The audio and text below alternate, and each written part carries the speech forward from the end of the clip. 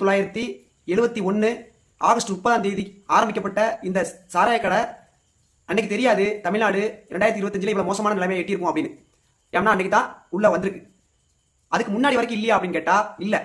சுதந்திரம் பெற்று 1967 வரைக்கும் நீடிச்ச அந்த காங்கிரஸ் ஆட்சியில யாரு ஐயா காமராஜர் இருந்திருக்காங்க, பக்தாவச்சலம் இருந்திருக்காங்க, ராஜாஜி இருந்திருக்காங்க, ஓமந்தூர் ராமசாமி ரெட்டியார் இருந்திருக்காங்க. அவங்க காலத்துல எல்லாம் பூரண மதுவிலக்கு கடைபிடிச்சிட்டு இருந்த அந்த காலங்கள்ல தமிழ்நாடு நல்லா தான் இருந்திருக்குது. நிதி பற்றாக்குறை அன்னைக்கு இருந்துதான் செய்து. உங்களுக்கு தெரியும், சாப்பாட்டுக்கு கஷ்டப்பட்ட காலங்கள் அந்த காலங்கள் தெரியும். அன்னைக்கு தேவைக்கு இந்த இது வந்து மனுஷனை மோசமான நிலைமை கொண்டு போயிடும், அது குடும்பத்துக்குள்ள சந்தோஷம் இல்லாம போயிடும் அப்படிங்கிறதுல அந்த மக்கள் அந்த அந்த சுதந்திரக்காக போராடிய மக்கள், நம்ம மக்கள் எப்படிலாம் இருக்கணும் அப்படிங்கிற ஒரு கனவோட இருந்ததுனால அந்த டாஸ்மாக் அரக்கன் அந்த குடிப்போதைக்கு தமிழ்நாடு போயிடக்கூடாது தெளிவா இருந்திருக்காங்க. ஆனால் 1967 திமுக ஆட்சி பிடிக்குது. அன்னைக்கு முதலமைச்சராக இருந்த அண்ணா இருக்கிறாங்கல்ல, அவங்க ஆட்சிக்கு வரும்போது அவங்க முதலமைச்சர் ஆகும்போது அவங்களும் ஒரு தீர்க்கமாக இருந்திருக்காங்க.